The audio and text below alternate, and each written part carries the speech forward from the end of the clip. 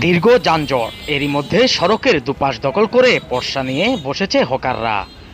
কয়েক কিলোমিটার রাস্তা অতিক্রম করতেই সময় লাগছে স্বাভাবিকের চেয়ে প্রায় দুগুণ।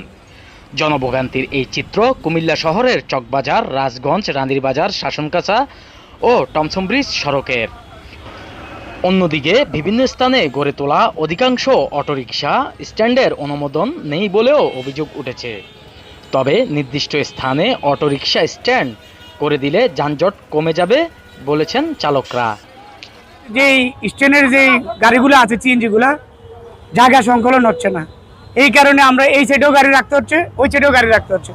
আর এই সাইডে গাড়ি রাখার কারণে গাড়ি ডাবল লাইন করতে হচ্ছে, এই কারণে লোকজনে চলাচল করতে ব্যাহত হচ্ছে।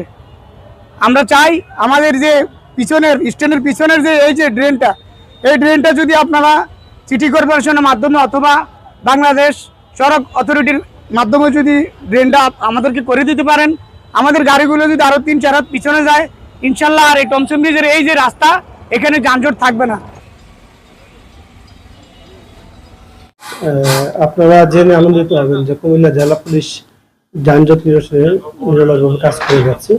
তো বাস্তবতা হচ্ছে আমাদের এই কুমিল্লা শহরে ধারণ ক্ষমতার চাইতে ব্যাটারি চালিত রিক্সা, সিএনজির সংখ্যাটা অনেক বেশি হয়ে গেছে। আমার রাস্তার যে ধারণ ক্ষমতা আছে তার চাইতে এদের সংখ্যাটা অনেক বেশি হয়ে গেছে, মূলত যানজট হচ্ছে এই কারণে।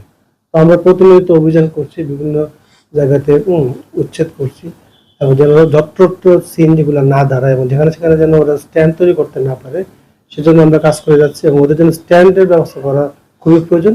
আমরা সেটার জন্য জেলা প্রশাসনের সাথে সমন্বয় করে, সিটি কর্পোরেশনের সমন্বয় করে আমরা সেভাবে কাজ করে যাচ্ছি। যানজট সমস্যাটি মূলত এটা একটা জাতীয় সমস্যা। আমরা যদি আমাদের অন্যান্য সিটি কর্পোরেশন বা অন্যান্য শহরের দিকে তাকাই, প্রত্যেকটা জায়গায় এমনকি জেলার সদরও কিন্তু যানজট রয়েছে।